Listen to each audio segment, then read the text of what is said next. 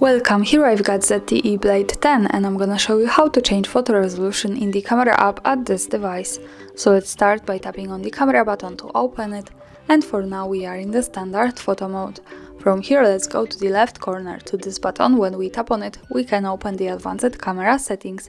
At the first place we have the resolution. When we tap on it we can pick from 3 options.